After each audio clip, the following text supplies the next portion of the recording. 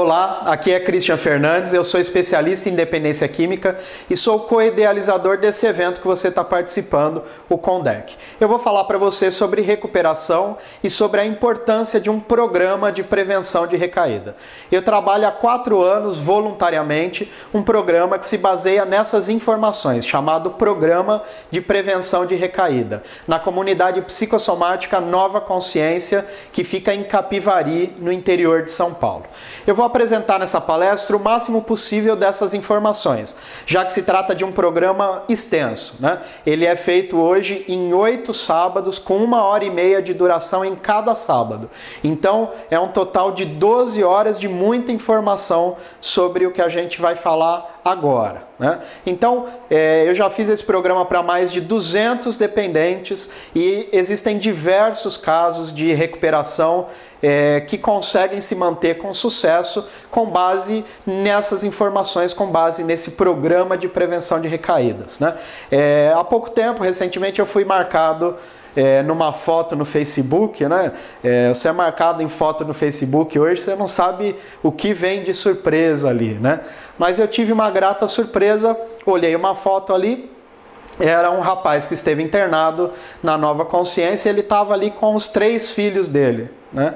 E o texto ali da foto estava dizendo assim: 3 anos de recuperação hoje, grato a Deus e ao plano de prevenção de recaída que me ajuda a me manter sóbrio e ao lado dos meus filhos, né?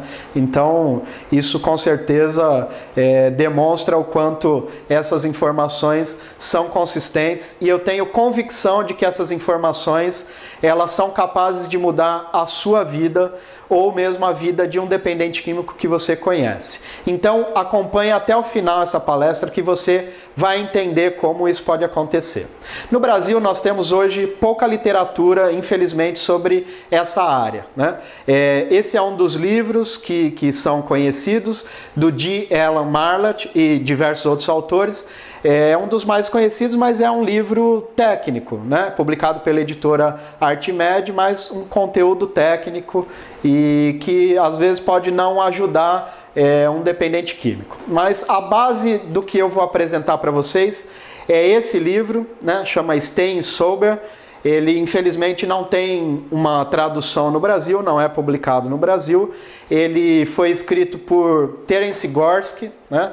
Conhecido nos Estados Unidos como Terry Gorski, e pela Merlin Miller.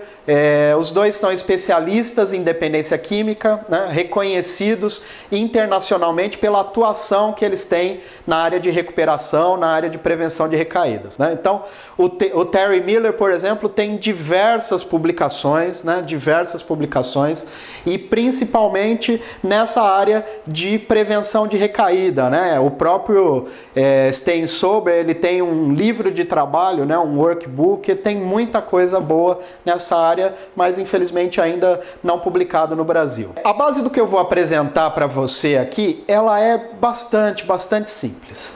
Existem sintomas na ativa da dependência química, né?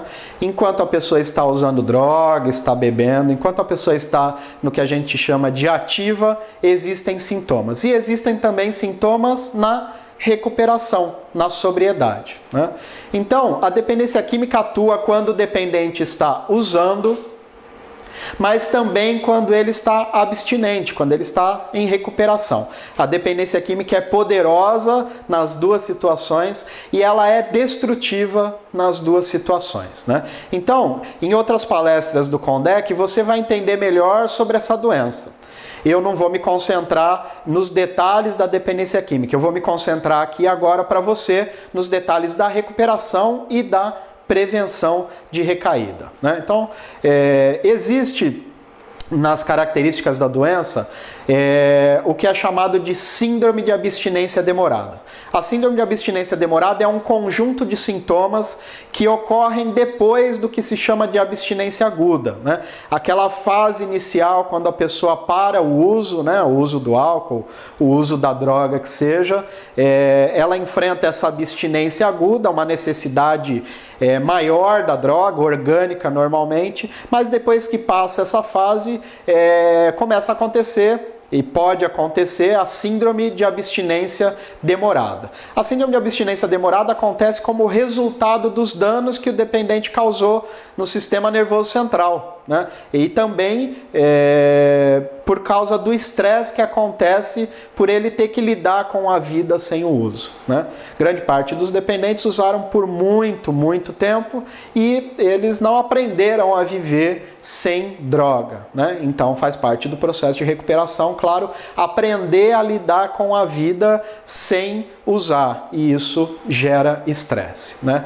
A síndrome de abstinência demorada, ela acontece em diversas fases da recuperação.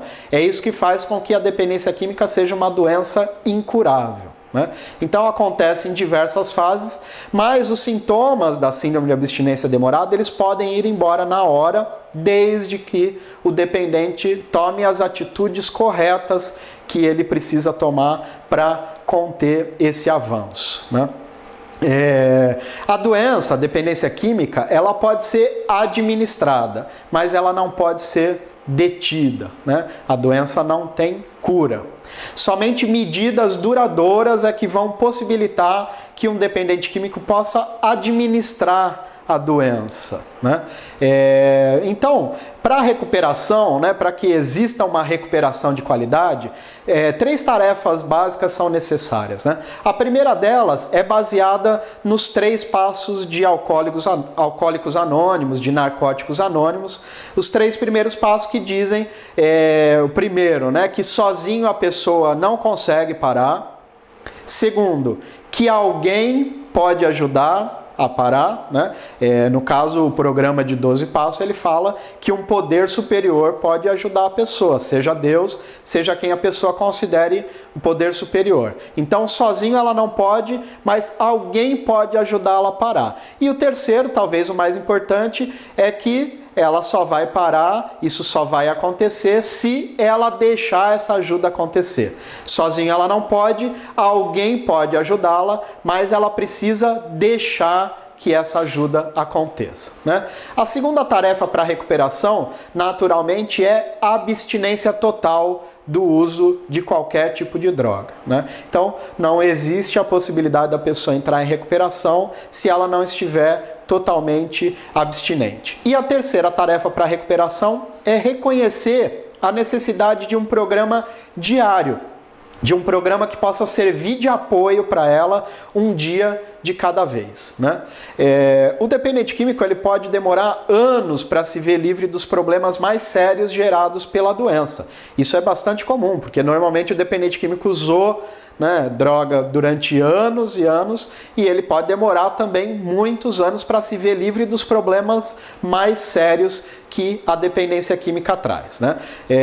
E o processo de recuperação, ele é um processo que vai crescendo, né? Ele vai crescendo, vai se desenvolvendo, e ele vai naturalmente se desenvolvendo de tarefas mais básicas para tarefas mais complexas, né? Não adianta querer pular etapas. Se o dependente químico falhar em concluir tarefas mais básicas, ele não vai estar preparado para lidar com tarefas mais complexas, as tarefas mais difíceis durante o processo de recuperação. E aí, o que pode acontecer é o dependente, por causa dessas dificuldades, ele começar a desenvolver uma recuperação parcial, né?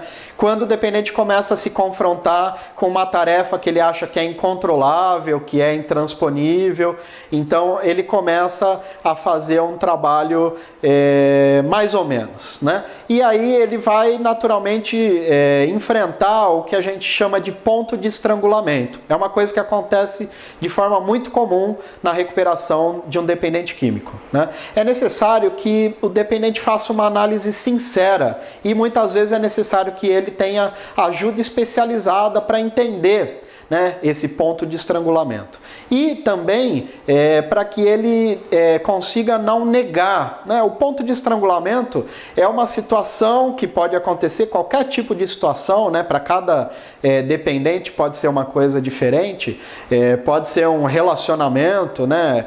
Uma paquera na rua, pode ser uma música, pode ser alguma coisa que vai segurar o avanço começo da recuperação, né?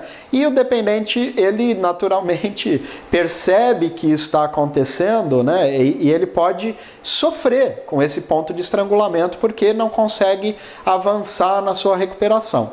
E uma tendência muito comum do dependente é negar que o problema esteja acontecendo, né? Então ele vai dizer, não, tá tudo bem com a minha recuperação, não tem nada de errado comigo, e isso pode ser um problema, né? Porque negar o ponto de estrangulamento, né, dizer que ele não está existindo, isso vai aumentar o estresse durante o processo de recuperação. E aumentando o estresse, vai estar facilitando o aparecimento dos sintomas da síndrome de abstinência demorada, né? Então, a pessoa precisa reconhecer que esse ponto de estrangulamento está acontecendo, né? E ela não pode simplesmente reconhecer, reiniciar o ciclo e sempre que chegar naquele ponto de estrangulamento, enfrentar dificuldade e sofrer com aquilo e muitas vezes até recair, né? Se a pessoa não estiver fazendo o que precisa fazer, ela vai travar sempre nesse ponto de estrangulamento e, consequentemente, não vai estar fazendo uma recuperação da forma correta, ela vai estar fazendo uma recuperação parcial, né? Uma recuperação meia boca, né? Então, é claro, meias medidas vão levar a pessoa a nunca ter uma recuperação completa. Recuperação parcial não é, de forma nenhuma, recuperação completa, não é recuperação. Então, é preciso que o dependente ele identifique os sintomas, né? Identifique com sinceridade esse ponto de estrangulamento e para que ele consiga superar isso, para que ele possa conquistar uma recuperação completa, né? A dependência química é uma doença que, como característica, ela tem essa tendência à recaída. Então, o dependente ele tem, durante o processo de recuperação, que aprender a identificar quais são os sinais dele, os sinais pessoais de recaída. Quais são os sinais que podem mostrar para ele que ele está no processo de recaída. O principal recurso para que se possa identificar esses sinais pessoais de recaída, o principal recurso mesmo é o 10º passo dos 12 passos. O 10º passo, ele fala de um inventário pessoal diário, né? A pessoa precisa fazer esse inventário pessoal diário, né? E ela pode também partilhar, né, com pessoas que estejam afim ali com essa dificuldade dela. O 10º passo, ele recomenda que a pessoa ao final do dia, por exemplo, analise tudo que ela fez ao longo do dia. Todas as coisas que ela fez de bom, para que ela possa valorizar aquilo que ela já está conseguindo crescer, né, aquilo que ela já tem conseguido fazer de bom, e ela vai identificar as coisas que ela fez e que não estão muito boas, né, que estão incorretas, que trabalham contra a recuperação, para que ela possa pegar essas coisas, identificar, analisar e evitar que isso aconteça nos próximos dias. Então, o 10º passo da literatura de Alcoólicos Anônimos, de Narcóticos Anônimos, dos 12 passos, enfim, é o principal recurso para que a pessoa possa identificar os sinais pessoais de aviso de recaída, né? Eu estou falando de recaída, né? Recaída é voltar a usar a droga de escolha? Será que é isso? Não é, né? Recaída não é voltar a usar a droga, né? A recaída tem muito a ver com o modo como o dependente se comporta na vida, e não se ele está usando uma substância que vai alterar o humor, se ele está bebendo, se ele está usando droga. Recaída tem a ver com o modo como o dependente se comporta diante da vida. A dependência química não é uma doença de usar droga. A dependência química é uma doença de comportamento. É o comportamento que leva a pessoa a enfrentar as dificuldades com o uso da droga, né? Então, entrar em recuperação, isso é importante que fique registrado. Entrar em recuperação não é apenas se abster do uso, né? E se abster do uso, parar de beber, parar de usar droga, é apenas o começo do processo de recuperação. Entrar em recuperação não é apenas se abster, né? Quando um dependente químico recai, né? quando ele volta ao uso da droga, o processo de recaída já estava acontecendo há muito tempo. Há muito tempo. Voltar a usar droga está lá na frente no processo de recaída, né? Ele já estava há muito tempo enfrentando situações que estavam levando ele a essa volta de uso, né? Dentro dos grupos anônimos, se chama isso do bêbado seco, do adicto seco, né? Quer dizer, ele está limpo, né, da droga, não está consumindo álcool, não está consumindo a droga, mas não mudou os seus comportamentos. Então continua com o avanço da doença, ainda que não haja o uso da substância. Então, quanto mais a gente compreende o processo de recaída, mais a gente percebe que o foco da vida do dependente químico que está em recuperação não deve ser apenas usar ou não usar droga. Usar ou não usar é muito secundário, né? O foco da recuperação deve ser a mudança de comportamento. É por isso que o dependente químico muitas vezes ele pode enfrentar uma situação que são as adicções substitutas. O dependente fica sem a droga de escolha dele, mas ele pode acabar desenvolvendo dependência por uma outra substância. Às vezes por uma substância aceitável, como aceitável entre aspas mesmo, né? Como a nicotina ou até como a cafeína, por exemplo, né? Ou ele pode desenvolver algum comportamento compulsivo. Comportamento compulsivo é uma ação que pode produzir uma excitação intensa ou um alívio emocional muito grande e é seguida de dor ou de desconforto a longo prazo, né?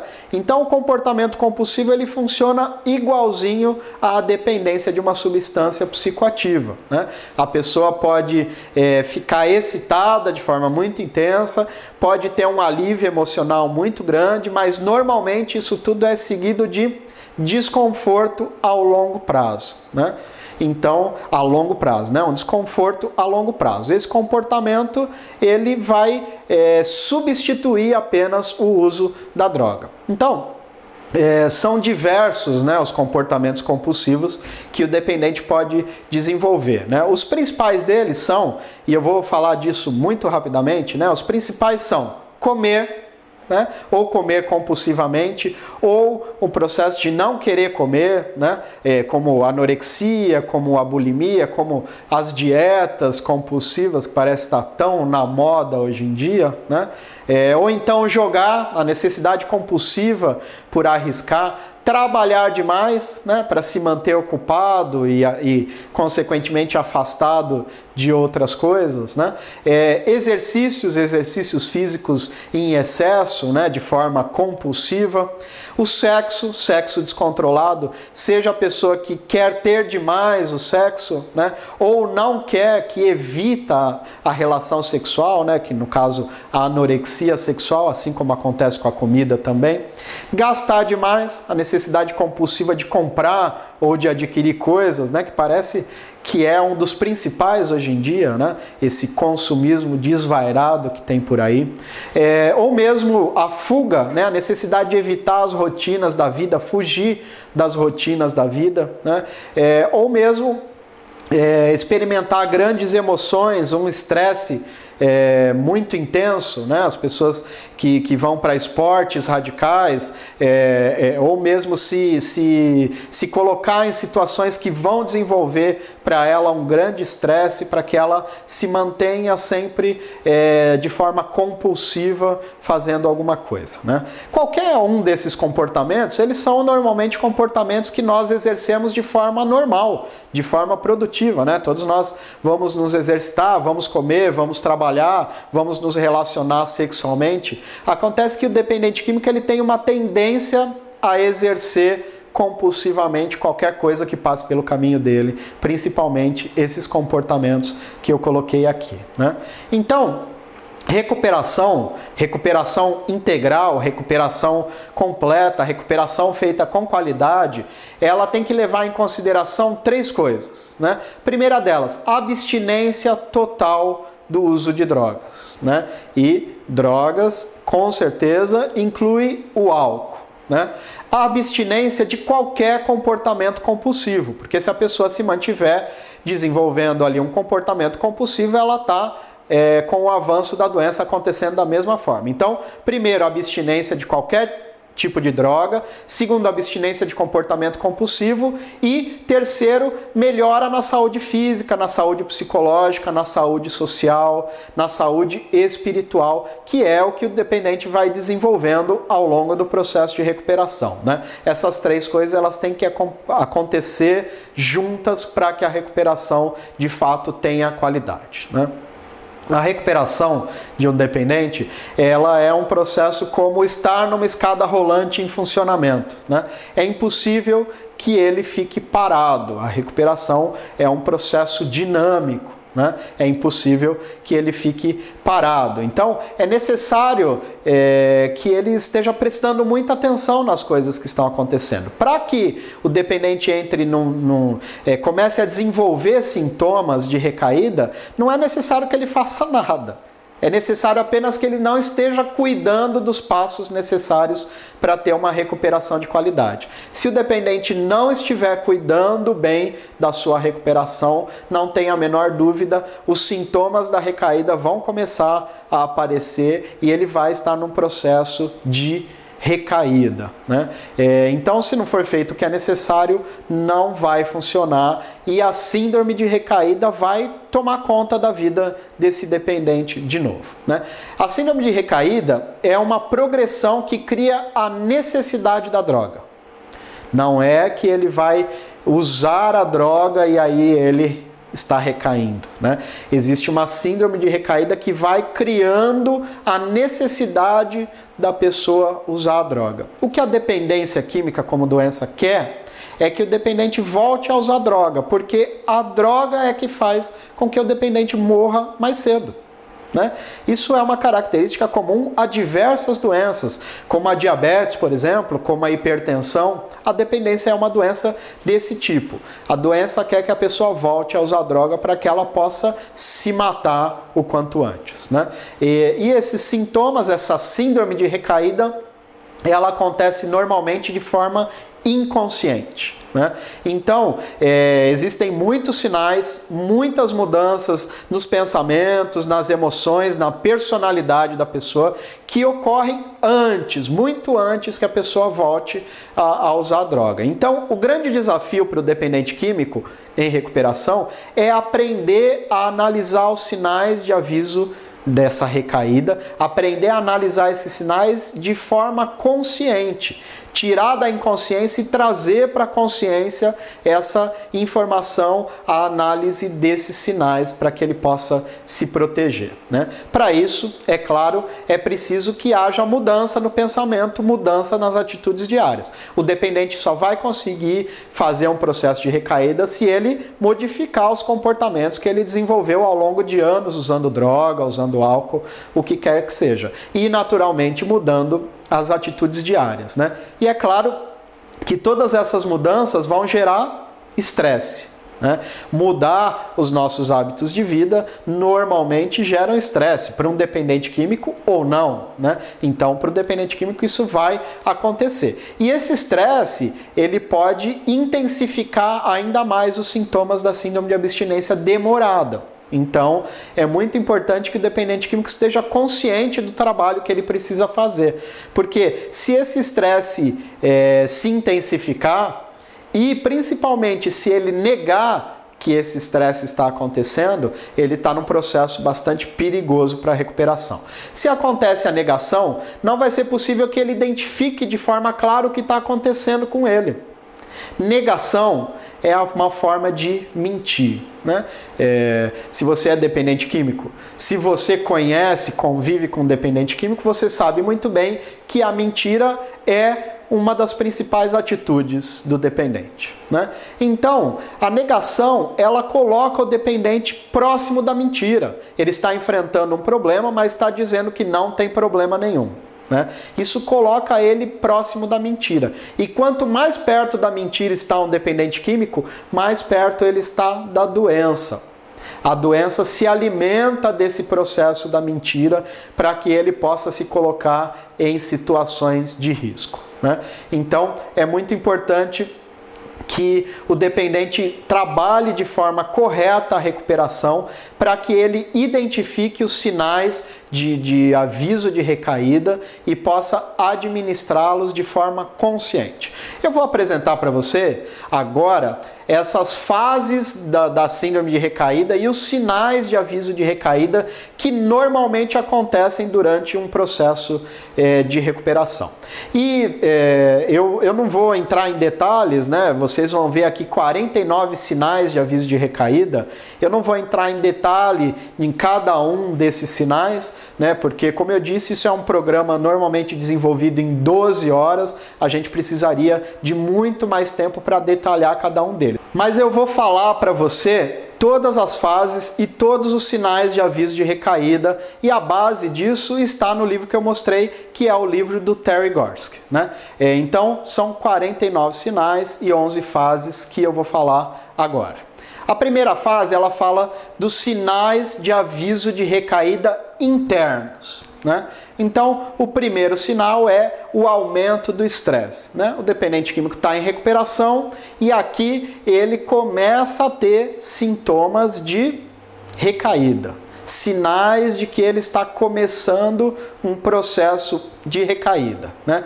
É muito importante registrar que, é claro, um ou outro desses sinais isoladamente pode não identificar, pode não representar que o dependente químico está iniciando um processo de recaída, né? É um conjunto desses sintomas que vão demonstrar que um processo de recaída está em andamento. Então, o primeiro, aumento do estresse durante o processo de recuperação. Segundo, começam mudanças de pensamento, né? Os pensamentos começam a voltar para situações da ativa.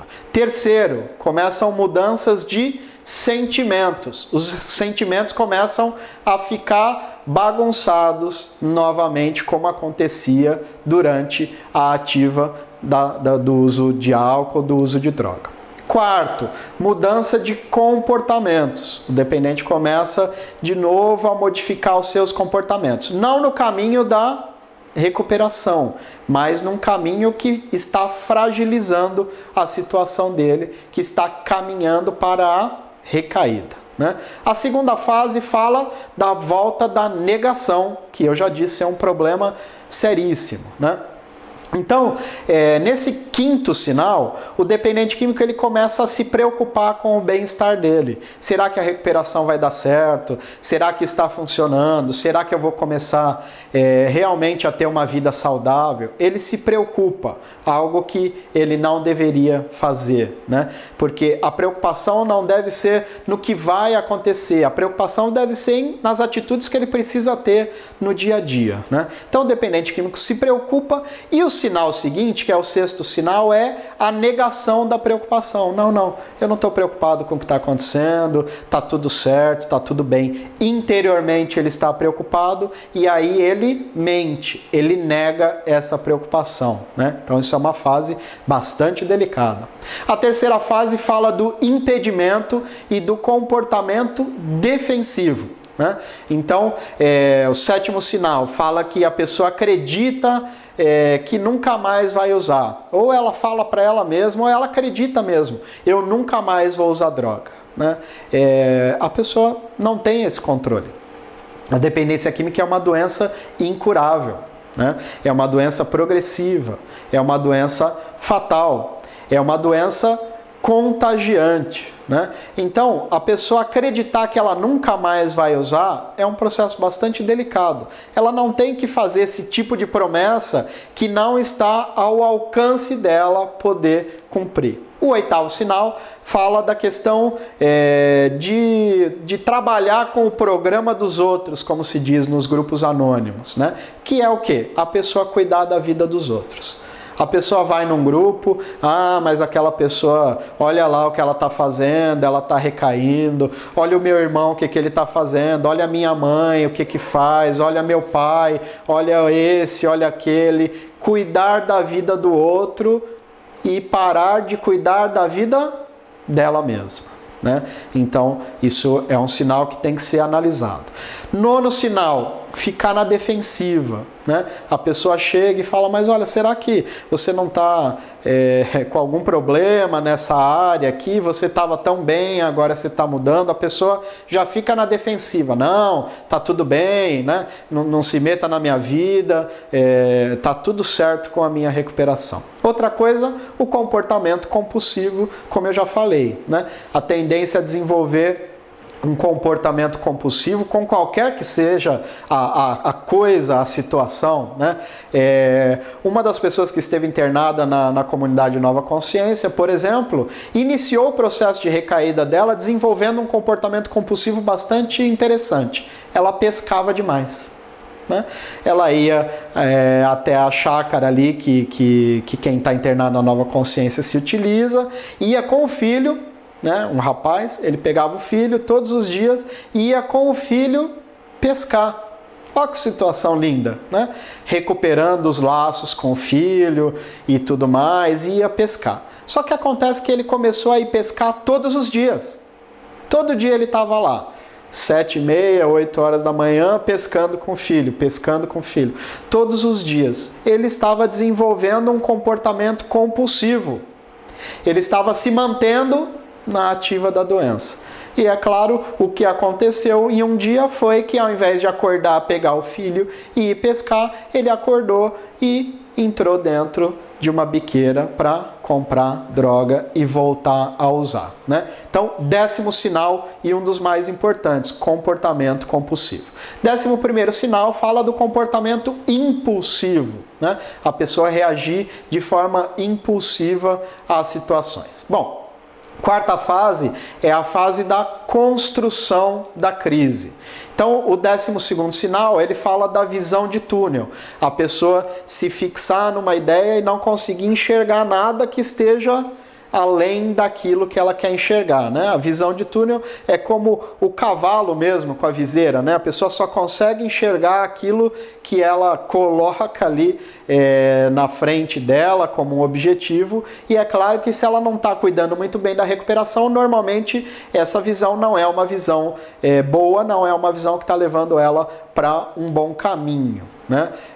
O 13º sinal são traços de depressão, né? A pessoa começa a desenvolver uma depressão secundária, né? Uma depressão leve. O 14º sinal fala da pessoa deixar de planejar construtivamente a sua vida. A pessoa deixa de ter planos construtivos, planos de crescimento para ela, para a família, o que quer que seja, né? O 15º sinal fala dos planos que começam a falhar. É claro, a pessoa não está cuidando bem e, além disso, não está fazendo planos que sejam construtivos, que vão fazer com que ela cresça. Então, os planos dela vão começar a falhar.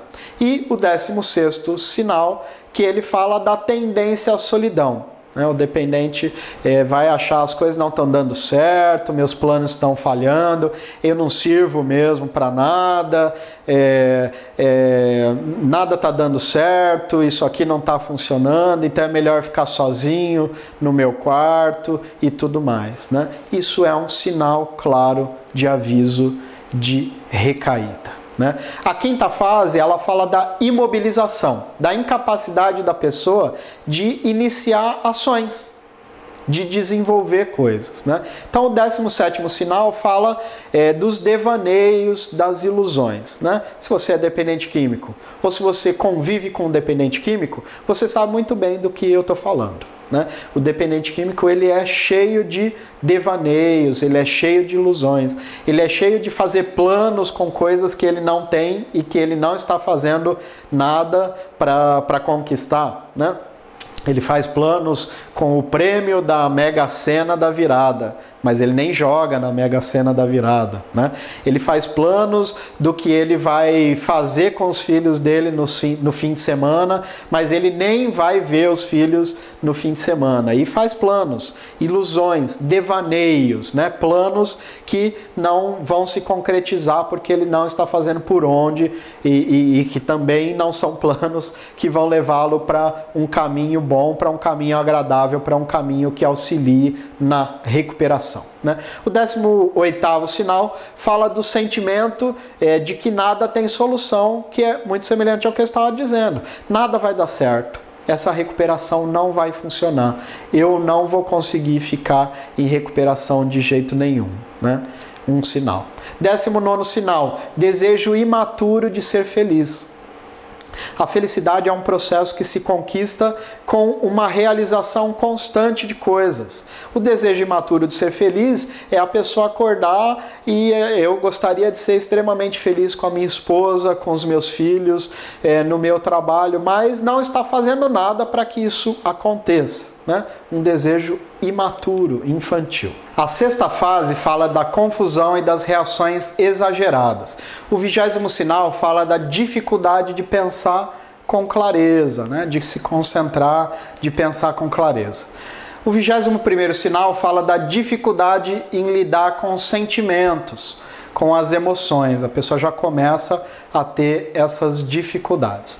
22º sinal, dificuldade de lembrar das coisas, lembrar de algo que aconteceu há muito tempo, ou mesmo lembrar de algo que acabou de acontecer, né? A lembrança pode voltar depois, mas naquele momento em que a pessoa quer lembrar, ela não consegue e, claro, vai se estressando por isso, né?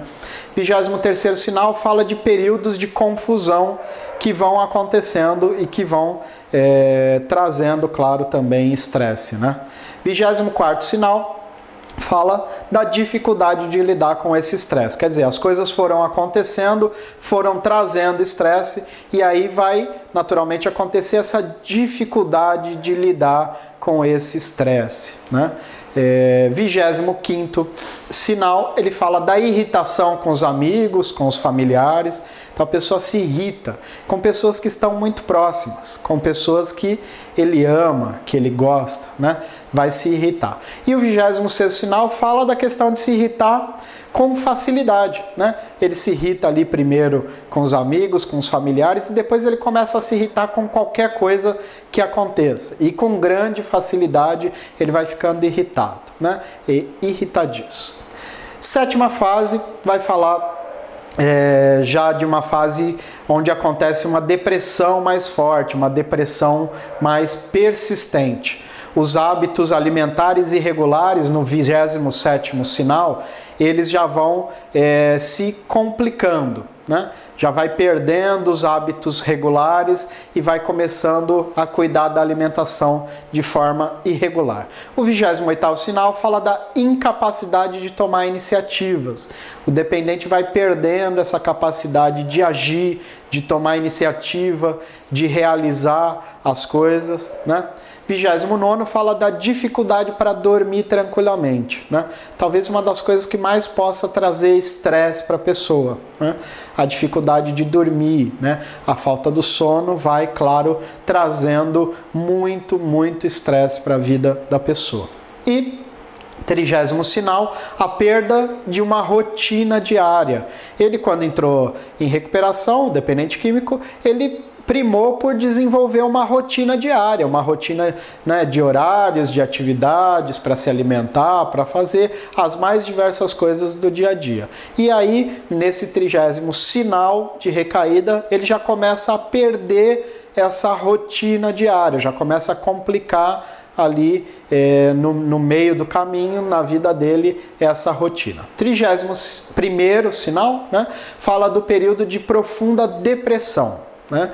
Então ele vai se isolar, ele vai se afastar das pessoas, né? Ele vai ficar com aquelas características de querer não viver, de querer estar longe das pessoas, de não merecer estar perto das pessoas, né? Uma profunda depressão que vai se abatendo sobre a pessoa.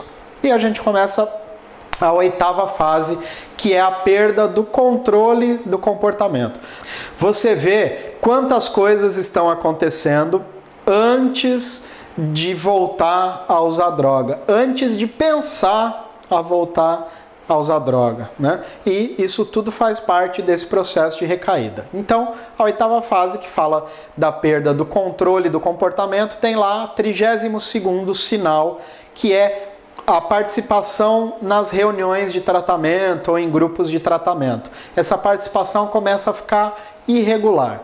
A pessoa começa a faltar nas reuniões, começa a faltar em grupos, né? Se ela ia com frequência, lá 2 vezes por semana, começa a ir uma vez só, ou começa semana sim, semana não, falta, né? Começa a ficar completamente irregular essa participação. 33º sinal, a pessoa começa a desenvolver uma atitude de que eu não tenho nada a ver com isso, né? Eu falei aqui que é a dependência química que vai criando situações para o dependente voltar a usar droga. É verdade isso? É verdade. Porém, quem é que decide usar droga? Quem é que decide beber? É o dependente, né? Então, por mais que exista o processo da doença em volta, levando a pessoa a ter essa vontade do uso, né? Quem decide voltar ao uso é sempre o dependente. Quem decide qualquer uma das situações no dia a dia é o dependente, né? Então, nesse 33º sinal, ele começa a desenvolver uma atitude de que eu não tenho nada com isso, é uma doença, eu não posso fazer nada, eu não posso mudar, a doença vai acontecer, eu fazendo ou não fazendo, então eu não tenho nada a ver com isso, não é minha responsabilidade. Isso é um sinal bastante sério de que a coisa está saindo do controle, né? 34º sinal, ele começa a falar da rejeição aberta de ajuda. As pessoas começam a perceber que não está funcionando bem a recaída, começam a perceber que a pessoa precisa de ajuda e, claro, vão oferecer essa ajuda, né? Como que eu posso te ajudar? Vamos procurar alguém para te ajudar. E aí o dependente já começa a rejeitar abertamente. Eu não quero ajuda, eu não preciso de ajuda, tá tudo bem na minha vida, assim como acontecia na ativa, né? Que ele falava que não precisava de ajuda, parava quando quisesse e tudo mais. A mesma coisa começa a acontecer aqui, né? A rejeição aberta de ajuda é seguida do 35º sinal, que fala da falta de satisfação com a vida. A pessoa começa a perder a satisfação em viver, em se relacionar com as pessoas, em estar junto das pessoas, em acordar e tudo mais, né? Vem, claro, o 36º sinal, que fala do sentimento de impotência, do sentimento de desesperança. A pessoa se sente impotente diante das situações, das dificuldades que começaram a acontecer, por mais que ela esteja em recuperação, essas dificuldades começaram a acontecer, ela se sente sem esperança de que vai dar certo, sem esperança de que vai funcionar, sem esperança de que ela pode ficar em recuperação, né? E a gente tem aí o começo da 9ª fase, que fala do reconhecimento da perda de controle. A pessoa reconhece, né? 37º sinal, dificuldades com coordenação física, com acidentes, então a pessoa começa a ter pequenos acidentes, se bate em qualquer coisa, cai, né? Bate o pé no chão quando está andando, arranca um pedaço do dedo, né? Dificuldades com essa coordenação física mais comum, mais do dia a dia, e esses acidentes vão acontecendo e vão estressando a pessoa e vão complicando a situação. 38º sinal, que fala do sentimento de autopiedade, né? A pessoa começa, mas eu não mereço, como a vida é triste, né? Talvez você assistisse lá o desenho do Hard, Lip, The Lion and Hard, né? É a hiena que era depressiva, né? A hiena que nada ia dar certo. Ó vida, ó céus, ó azar, isso não vai dar certo, a vida é assim mesmo, nada vai funcionar. O dependente entra nessa onda do hard. Nada vai dar certo, nada vai funcionar, coitadinho de mim, que vida dura, por que isso acontece? Você precisa ter dó de mim. Essa autopiedade, ela vai complicando o processo de recuperação.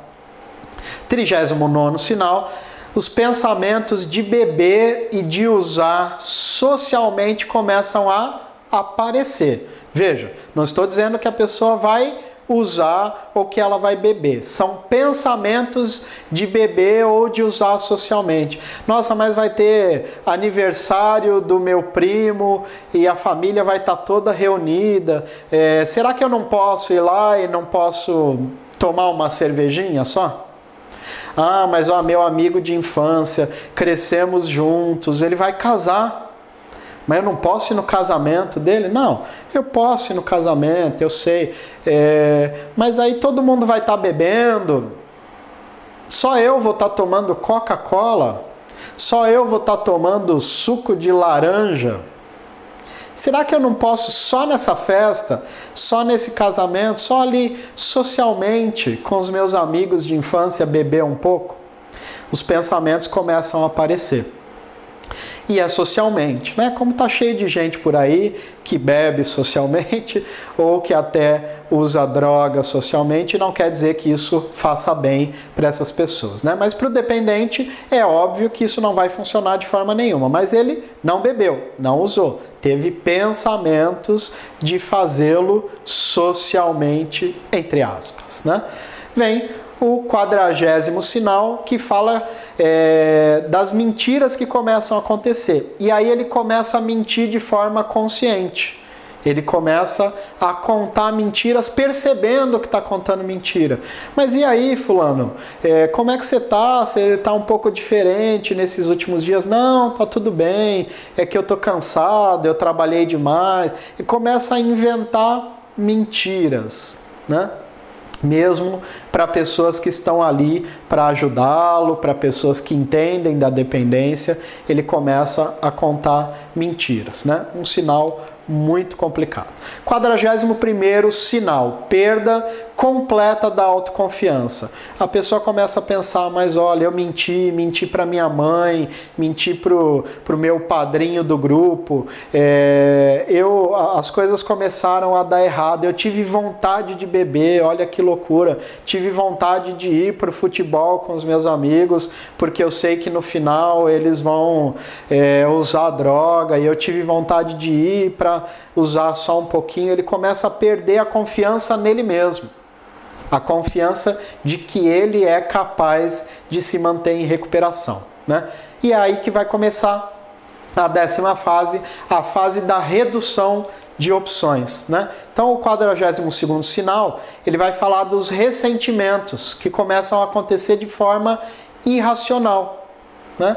A pessoa fala alguma coisa para o dependente, ele fica ressentido, né? Ou a pessoa está até lá no ambiente falando de outra coisa, está falando mal, sei lá, de um político, olha lá como é vagabundo esse aí, não faz nada e tudo mais. A pessoa já ouve aquilo, está falando de mim, e já fica ressentida, né? O ressentimento é um sentimento complicadíssimo, né?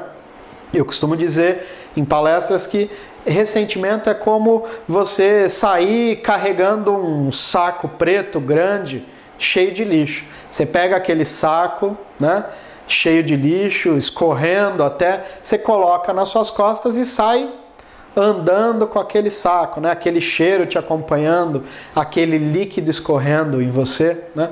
Você fica preso a um sentimento que na maior parte das vezes é irracional mesmo, né?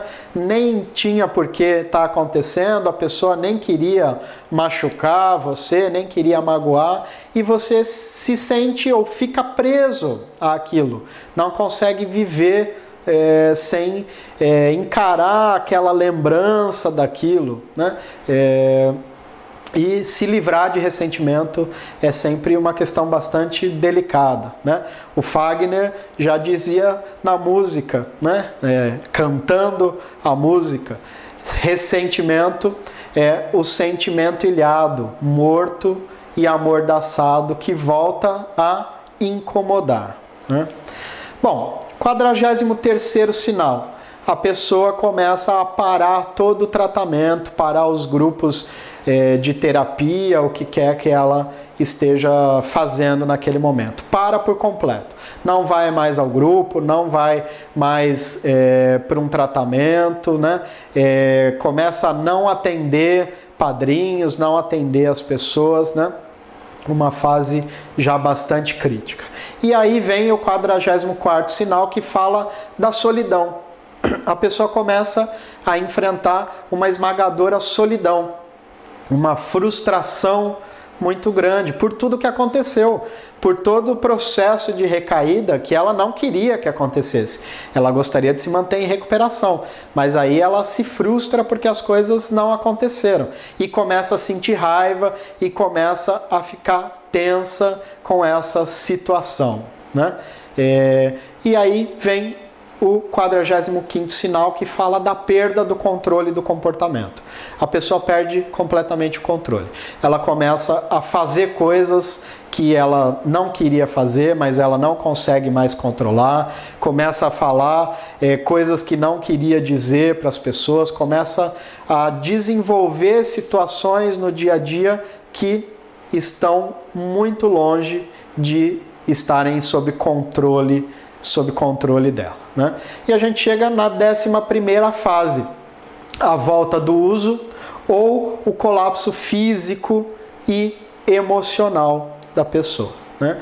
Então, no 46º sinal, o que a literatura do Terry Gorski fala é a volta ao uso controlado, né? Uso controlado entre aspas, claro. A pessoa volta ao uso, mas ela volta com aquela ideia de que não, eu vou só beber uma cervejinha, né?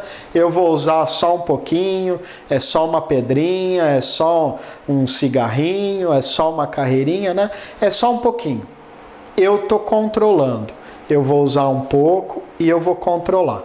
O que vai acontecer? Será que a pessoa vai conseguir controlar? Vai. Porque a doença quer que aconteça dessa forma. Ela vai voltar ao uso, né? Ela vai beber um pouco. Ela vai conseguir controlar? Vai conseguir controlar. Ela não vai ter vontade de beber por muito tempo. Vai voltar a beber talvez só no próximo fim de semana. Vai usar droga, não vai ter grande vontade de voltar a usar. Só que isso vai durar pouco tempo, né? Esse controle vai durar pouco tempo, porque a doença quer exatamente que a pessoa acredite que ela está no controle da situação, para que aí ela se perca de vez, né? E no 47º sinal, ele fala do desapontamento, da vergonha, da culpa que a pessoa sente por ter voltado a usar. O dependente químico não quer voltar a usar na maior parte das vezes. Ele quer se manter em recuperação, ele quer manter uma vida tranquila, uma vida saudável com a família, com os amigos, no trabalho, ele quer. Mas aí ele não está cuidando muito bem da recuperação, passou por essa síndrome da recaída, voltou a usar, mesmo que, entre aspas, controladamente, e aí ele se desaponta, fica com vergonha, fica com culpa pelo que aconteceu. Depois disso vem o quê? 48º sinal, a perda total do controle. Ele volta a usar e volta a usar em situações de quantidade muito maior, de frequência provavelmente muito maior. Ele volta a usar como ele usava durante a ativa. Aliás, não como ele usava durante a última vez que ele esteve na ativa, mas cada vez pior, né? A dependência química, ela é progressiva.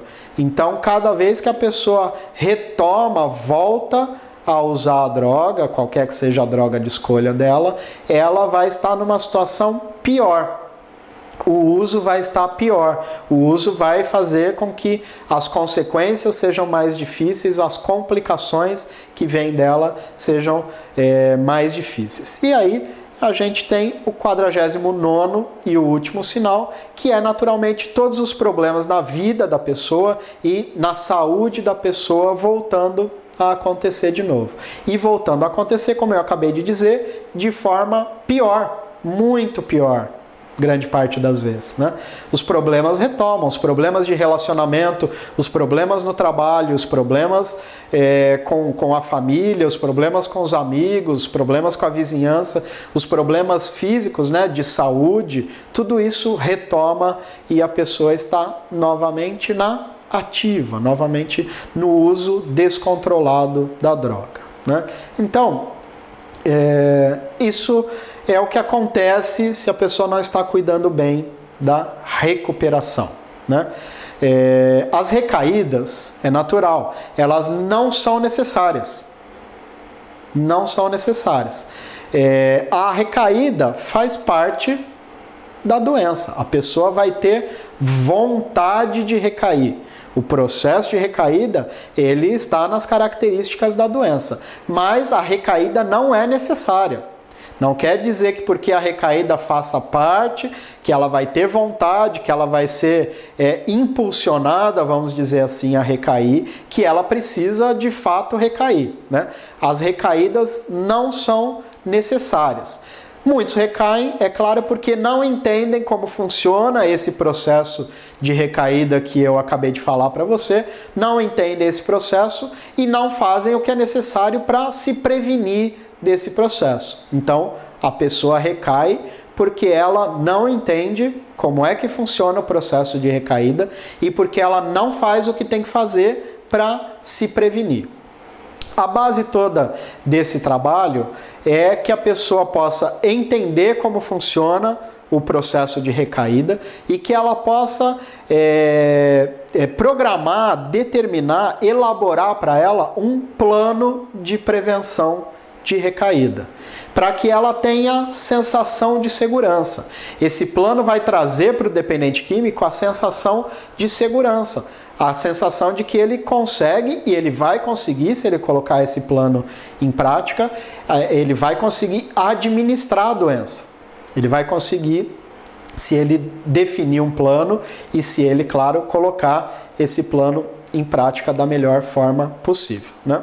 É claro, o plano nunca vai estar completo até que a pessoa seja capaz de aplicar honestamente as informações que ela aprendeu sobre a doença, que ela aprendeu na ativa, que ela aprendeu na própria vida, né? O plano de prevenção de recaída, ele leva muito em conta como foi a ativa da pessoa.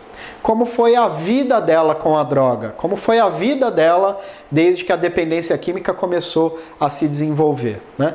A pessoa precisa entender quais foram as consequências, quais foram a severidade, né? Como foi a severidade da doença para essa pessoa, né? Ela precisa analisar tudo isso, precisa definir um plano e precisa aplicar esse plano de forma honesta. Lembra o que eu falei? A mentira é uma das principais características do dependente químico, quando ele está no processo de ativa ou quando ele está num processo de não controlar a sua recuperação. Então, essa característica é tão forte que ele precisa, nesse momento, fazer todo o esforço possível para se manter longe da mentira. Ele precisa aplicar o plano com a máxima honestidade possível para que esse plano se complete, para que esse plano efetivamente funcione na vida dele, né? O plano de prevenção de recaída, ele precisa ser praticado até se tornar um hábito. Aliás, qualquer coisa na nossa vida é assim, né? A gente só vai desenvolver coisas, só vai ter hábitos, qualquer que seja esse hábito na nossa vida, se nós praticarmos e praticarmos e praticarmos. Tudo na nossa vida foi assim, né? Desde que a gente aprendeu a andar, o processo de aprender a andar, a criança cai, a criança, né, se arranha, se machuca, ela passa por todo o processo de aprender a andar. E ela não desiste, ela vai praticando, praticando, praticando, até que aquilo vire um hábito que ela não precisa mais pensar no que precisa fazer para andar. Quando a gente vai aprender a dirigir, por exemplo, né? Você vai aprender a dirigir, são tantas coisas, você acha que o caminhão vai passar por cima de você.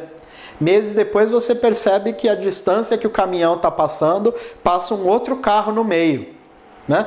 Você começa a pensar em todas as coisas, mas agora eu tenho que trocar a marcha, agora eu tenho que pisar, agora eu tenho que fazer não sei o que lá. Você olha para o câmbio, você olha para o pedal, você vai aprendendo com esses receios, mas vai praticando, vai praticando. É claro que depois de um tempo você olha e não precisa mais se preocupar com esses detalhes, porque aquilo se transformou num hábito, em algo que você consegue fazer de forma automática. O plano de prevenção de recaída, ele serve para isso, para que ele possa também se transformar num hábito na vida do dependente, para que essas medidas que foram definidas no plano possam se transformar em hábitos, e naturalmente hábitos saudáveis que vão manter a pessoa limpa, que vão manter a pessoa em recuperação, né?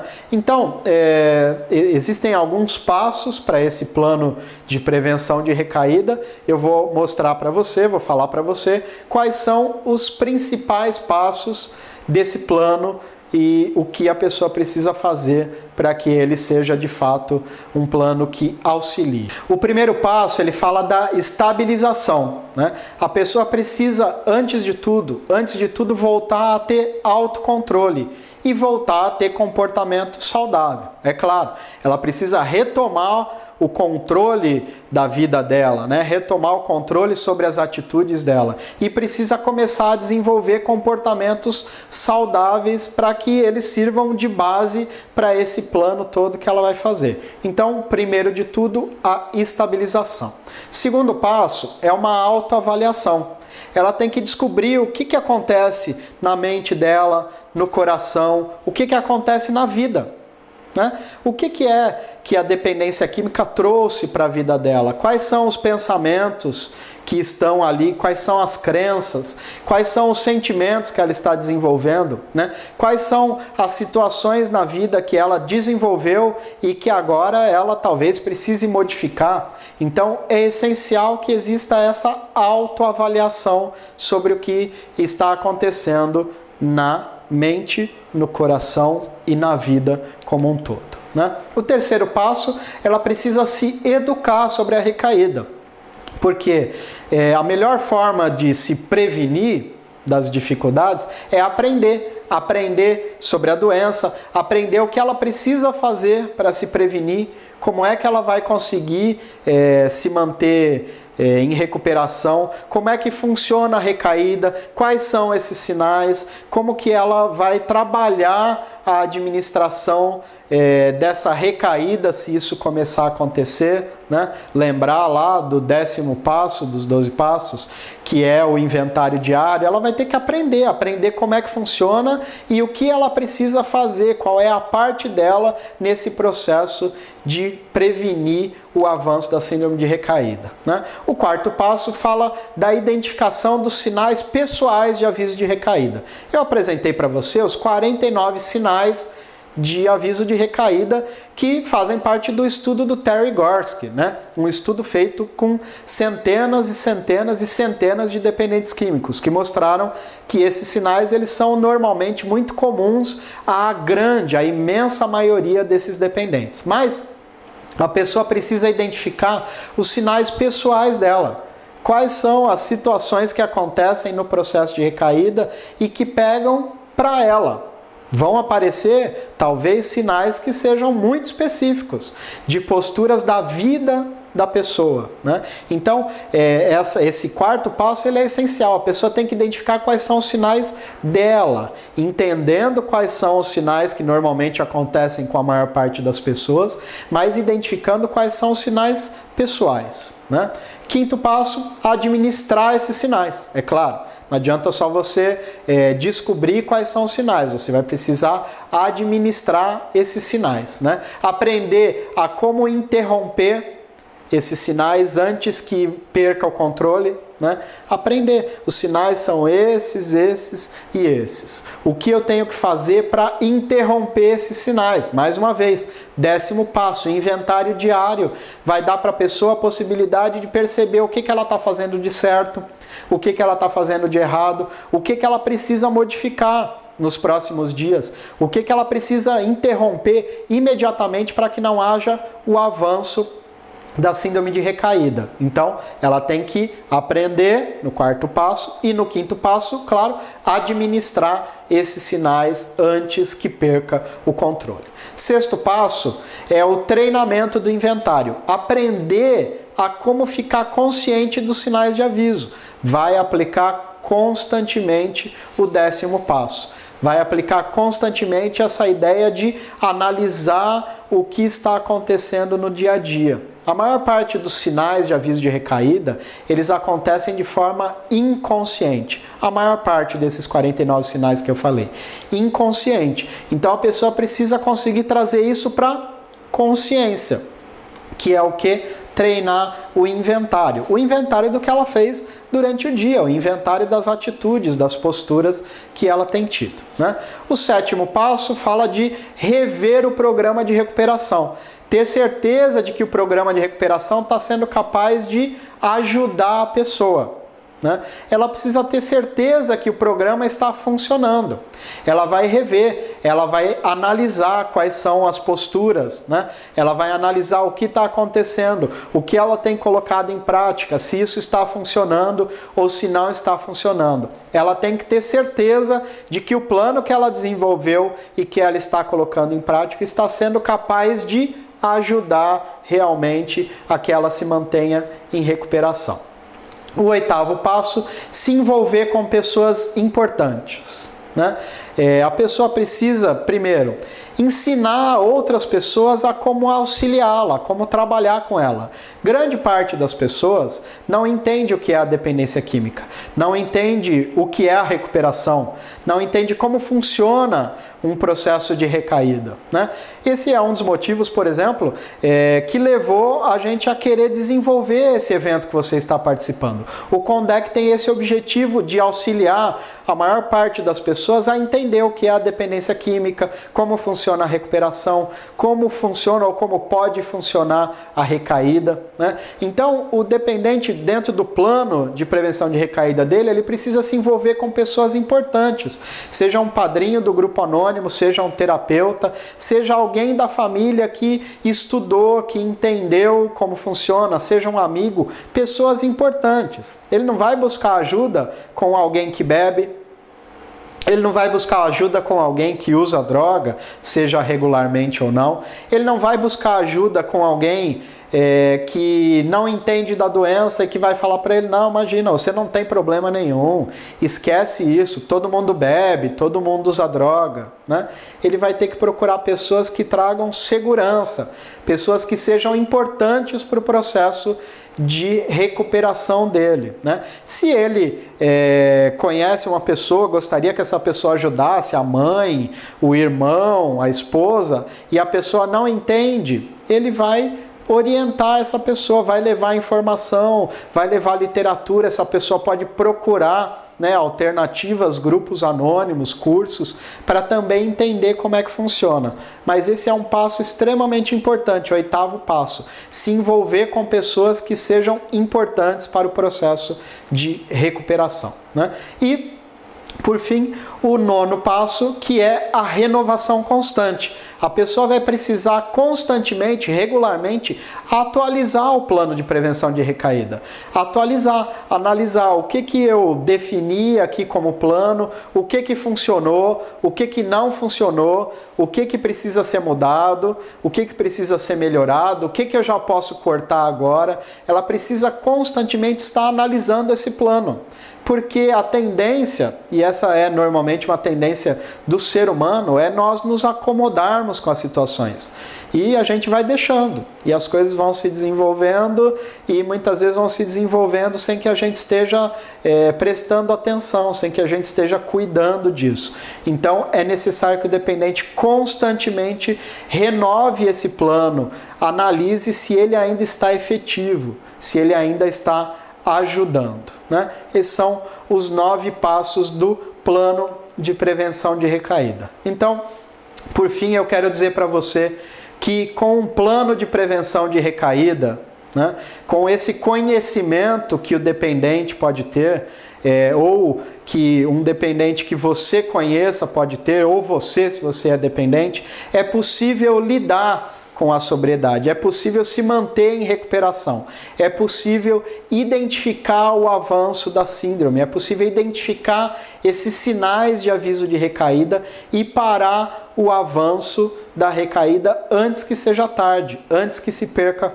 o controle. Então, eu não tenho dúvida de que um plano de prevenção de recaída pode ajudar a salvar a sua vida ou a vida de um dependente que você conhece, né? As informações que foram transmitidas aqui, pegue essas informações e procure levá-las para o seu dia a dia, procure levá-las para a sua vida, para a vida da pessoa que você ama, que eu tenho certeza que a recuperação é possível e você vai conseguir, essa pessoa também vai conseguir ter uma vida cada vez melhor, uma vida saudável, uma vida longe dos problemas que a dependência química traz. Muito obrigado e que você possa ter uma vida sempre baseada em saúde, sempre baseada em coisas que trazem felicidade para você e para toda a sua família. Obrigado.